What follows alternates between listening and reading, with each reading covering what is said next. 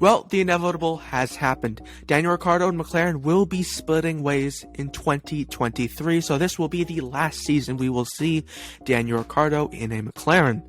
This is news to, let's be honest, really no one, and everyone kind of expected this with how Riccardo has been performing these last 2 years, especially last year. Riccardo has been consistently off the pace of Lando Norris, and yes, while I'm rocking a Lando Norris hoodie, I am not trying to be biased at all towards Lando Norris, but we have to be honest, even Riccardo fans have to be honest, Riccardo has not lived up to the expectations that were placed on him when he joined McLaren. But what's really next for the Aussie Formula 1 driver? Well, like said in the 2 Oscar Piastri videos, Alpine is a very big destination for him. He already has somewhat of a relationship with the team, driving with them in 2019 and 2020, and the team looks pretty set as a midfield contender. Another decent option would be again Williams to partner Alex Albon, and even Haas, with reports saying Günther Steiner and Daniel Ricciardo have had a phone call discussing an open seat. Haas would actually, I think, would be the best option.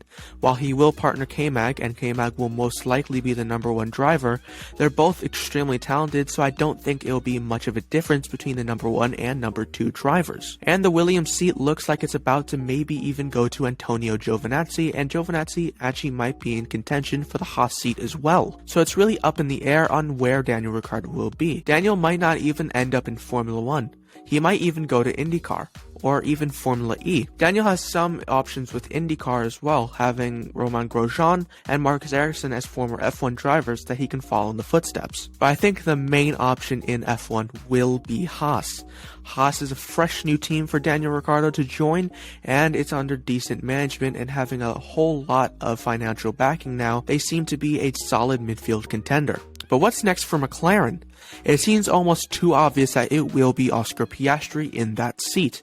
Having all the contract talks and controversy with Alpine, it looks like the other Aussie will be joining the grid with McLaren. But it might not be smooth sailing for Oscar Piastri and McLaren.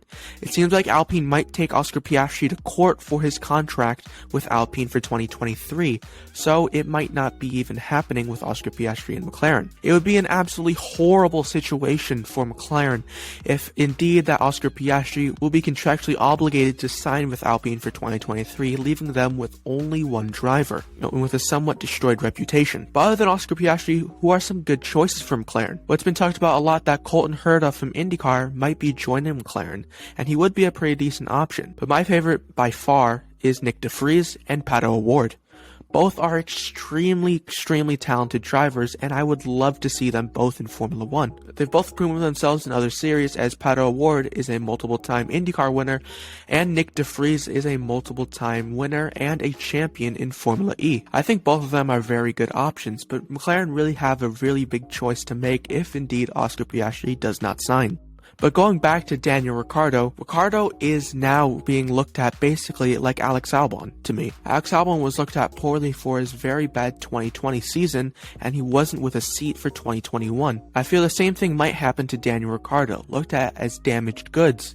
The teams might not be as open to signing him as they were previously. And yes, although he does have that one win in Monza with McLaren, that was really, to be honest, the only good thing that happened with him and McLaren for this entire time. For Ricciardo, he needs a perfect car to succeed, and teams just don't have that. So teams might look at this as if they don't have a car for Ricciardo, he will struggle tremendously. Ricciardo isn't a driver that seems to adapt to a new car very fast, and that might not be good for very small teams like Haas, who are coming off a very decent season but are still not as great as other teams. Ricciardo is definitely a very big risk for most of the teams on the grid. It will come down to if teams want to take a big gamble on Ricciardo, or similar or even bigger gamble on another rookie who is younger than Ricciardo, who is in his mid-30s and is pretty decently close to retiring. But what do you guys think of this whole thing? Please leave a comment down below and remember to subscribe. I see you all later, and bye bye.